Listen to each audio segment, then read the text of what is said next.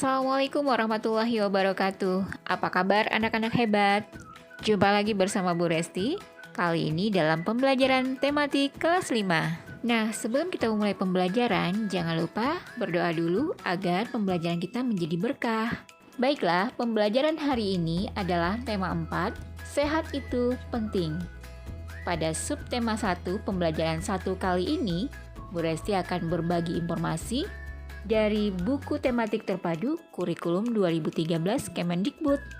Dan pastikan kalian sudah mempersiapkan alat tulis.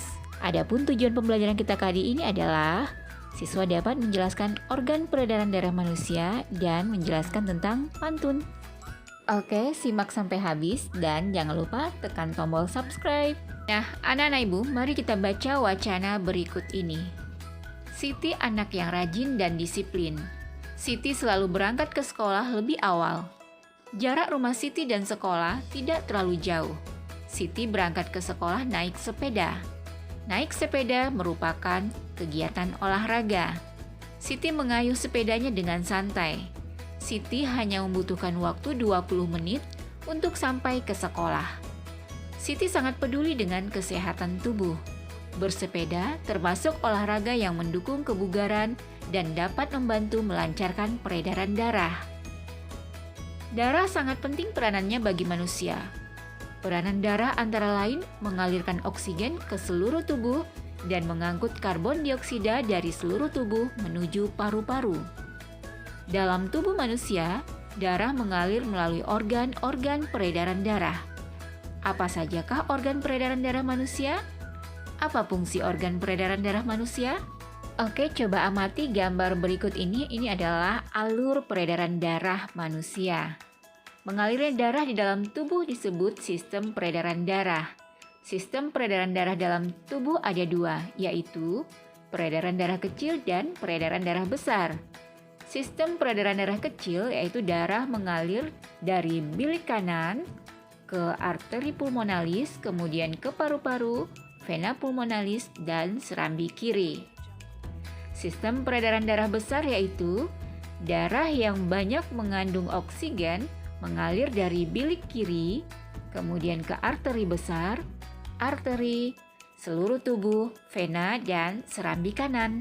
Nah, dari penjelasan sistem peredaran darah tadi, ternyata ada beberapa organ tubuh yang berada dalam sistem peredaran darah.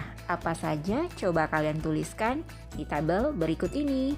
Nah, organ peredaran darah yang pertama adalah jantung. Jantung adalah organ tubuh manusia yang berfungsi untuk memompa darah ke seluruh tubuh. Jantung memompa darah dengan cara berkontraksi dan merelaksasi secara bergantian, sehingga jantung berdenyut, mengembang, dan mengempis. Jantung terletak di dalam rongga dada sebelah kiri. Ukuran jantung kita kira-kira sebesar kepalan tangan pemiliknya. Jantung tersusun atas kumpulan otot-otot yang sangat kuat yang disebut miokardium. Jantung terdiri atas 4 ruang, yaitu serambi kanan, serambi kiri, bilik kanan, dan bilik kiri. Antara bagian kanan dan kiri jantung dibatasi oleh sekat jantung yang disebut katup jantung. Katup jantung berfungsi untuk mencegah bercampurnya darah yang mengandung oksigen dengan darah yang mengandung karbon dioksida. Otot penyusun bilik jantung lebih tebal daripada otot pada serambi jantung. Hal ini disebabkan tugas bilik jantung lebih berat. Tugasnya yaitu memompa darah keluar dari jantung ke seluruh bagian tubuh. Kontraksi dan relaksasi pada jantung mengakibatkan terjadinya denyut jantung atau denyut nadi. Ketika jantung memompa darah ke dalam pembuluh nadi, pembuluh tersebut ikut berdenyut.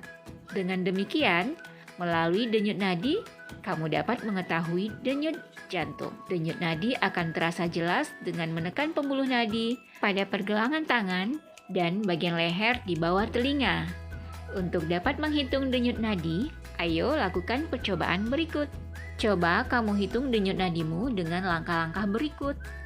Tempel dan tekankan, jangan terlalu keras, 3 jarimu, telunjuk, tengah, dan manis pada pergelangan tangan yang lain. Temukan denyut nadimu. Kemudian hitunglah denyut nadimu selama 15 detik. Kemudian hasilnya dikalikan 4. Kecepatan denyut jantung tergantung kegiatan yang dilakukan. Ketika sedang beristirahat, jantung berdenyut kira-kira 60-80 kali setiap menit. Kecepatan denyut jantung dipengaruhi oleh usia, jenis kelamin, tingkat aktivitas, dan kondisi kesehatan. Semakin aktif tubuhmu, denyut jantungmu akan semakin aktif.